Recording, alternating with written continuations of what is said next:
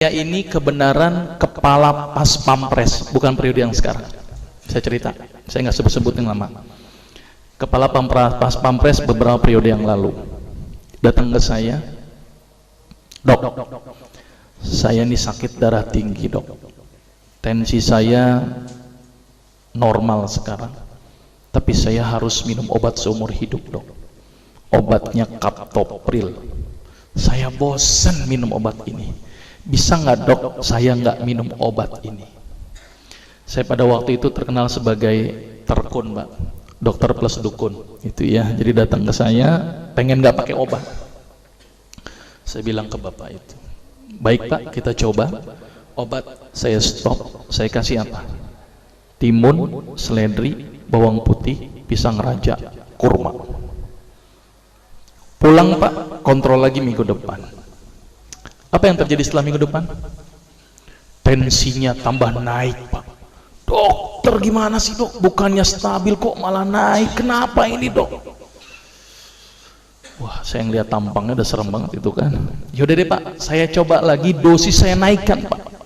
Timun dinaikkan, bawang putih dinaikkan, pisang raja dinaikkan, kurma dinaikkan. Orang bilang belenger nih orang gitu ya. Kontrol lagi pak minggu depan. Apa yang terjadi pak? Setelah minggu depan tensi tidak turun-turun. Saya pada waktu itu sempat hopeless. Aduh, harus gimana lagi? Dan bapak itu bilang ke saya, ini real pengalaman saya ketika praktek, dan real saya menggunakan terapi ini adalah pasien pertama saya. Saya pada waktu bilang ke bapak itu begini, tapi sebelum bapak itu bilang ke saya, dok ini udah nggak berhasil dok, apakah saya harus kembali ke kaptopril lagi? Tapi sama aja dong, percuma kalau saya harus kembali ke kaptopril lagi. Saya bilang ke bapak itu, pak, saya sebenarnya punya sebuah pengobatan ini belum pernah saya gunakan pak. Jadi kalau bapak mau pak, bapak adalah pasien pertama saya yang mau saya coba dengan terapi ini pak. Daripada bawa pulang nggak bawa apa-apa, kalau bapak pun mau. Dia mikir, ya udah dok, daripada saya pulang nggak bawa apa-apa, boleh deh saya coba. Ini luar biasa ini ya. Akhirnya saya bilang kepada bapak itu, baik pak, saya coba terapi ini. Kalau 2 minggu tidak ada perubahan, bapak nggak usah ketemu saya lagi. Tetapi kalau bapak ada perubahan setelah 2 minggu, tolong pak ketemu saya lagi selama 2 minggu.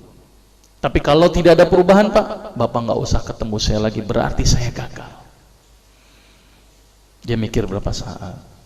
Baik dok, apa terapinya? Sederhana pak pada waktu itu. Saya suruh apa bapak itu? Siap dok, apa yang dokter lakukan? Saya bilang ke bapak itu, pak, tolong bapak senyum sehari 20 kali pak. Dan setiap kali senyum selama 20 detik. Gila nih kali dokter ya. Bukan dikasih obat malah dikali senyum gitu ya. Sudah pak, jalankan saja. Kalau tidak sembuh nggak usah ketemu saya lagi, tapi kalau sembuh tolong 2 minggu ketemu saya lagi. Dia mikir, baik dok, tapi bagaimana kalau saya tidak bisa senyum? Ya udah pak, ngelihat kaca senyum sendiri, saya suruh begitu. Ini jujur saja, ini kasus pertama saya, dan saya waktu itu nekat saja karena saya sudah hopeless, harus bagaimana lagi kan, daripada dia tidak mau kembali ke kaptopril. Akhirnya di luar perkiraan saya pak, ternyata bapak yang kepala pas pampres itu datang ke saya lagi pada waktu 2 minggu kemudian sambil senyum-senyum. Berarti kesimpulannya pak, sembuh pak. Kenapa kok bisa sembuh? Ini yang pertanyaan cukup mendasar. Kenapa kok senyum bisa sembuh? Sampai-sampai itu ajudannya bingung sama saya, dokter, itu bapak diapain dok? Biasanya kalau upacara marah-marah, sekarang senyum-senyum. Baca koran, senyum-senyum. Bengong sedikit, senyum-senyum. Saya bilang memang target terapinya begitu, harus 20 kali sehari. Ternyata penelitian menunjukkan orang yang senyum sebanyak 20 kali sehari dengan durasi 20 detik setiap senyumnya, maka otak akan mengeluarkan sejenis zat yang namanya beta endorfin. Apa itu beta endorfin? Beta endogenous morfin, atau morfin yang dihasilkan alami oleh tubuh. Maka itu kalau orang yang biasa makan morfin, biasanya tubuhnya tidak bisa memproduksi morfin lagi. Jadi kalau orang yang banyak senyum Pak, ternyata morfinnya semakin banyak. Dan ternyata fungsi beta endorfin itu adalah melebarkan pembuluh darah. Maka itu orang yang rajin senyum itu adalah pembuluh darahnya lebar dan tercegah dari penyakit hipertensi. Tapi penelitian menunjukkan harus berapa kali tadi? 20 kali sehari. 19 kali aja nggak ngefek Pak, gitu ya. Dan tidak boleh dirapel. 20 kali kali 20 detik berarti berapa? 400 detik sekaligus saja, nggak ngefek Pak. Yang ada kering itu gigi, gitu ya. Jadi senyum yang berefek itu harus intermiten. Sekarang senyum, nanti senyum, nanti senyum. Ada lagi tuh pasien yang nyeletuk, dok, tetangga saya tuh sering senyum stroke juga. Saya bilang Pak, kalau ada orang yang rajin senyum tapi juga kena darah tinggi juga, berarti senyumnya nggak ikhlas. Ngelihat orang melarat senyum-senyum, orang susah senyum-senyum. Nah ini senyum yang nggak bermanfaat Pak.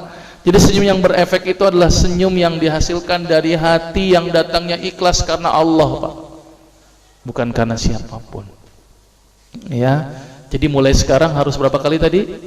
20 kali penelitiannya. Karena senyum 20 kali akan mengeluarkan sejenis zat di dalam tubuh yang fungsinya melebarkan pembuluh darah. Maka itu orang-orang yang sakit darah tinggi, protap pertama saya apa? Senyum. Orang yang sakit jantung, senyum. Orang yang sakit stroke, senyum dulu. Kalau dia nggak bisa senyum Pak, berarti gagal pengobatannya. Itu pertama, tapi harus 20 kali. Itu contoh pasien pertama. Contoh pasien kedua, saya punya pasien kebenaran nenek-nenek, tapi bukan ini nenek-neneknya ya,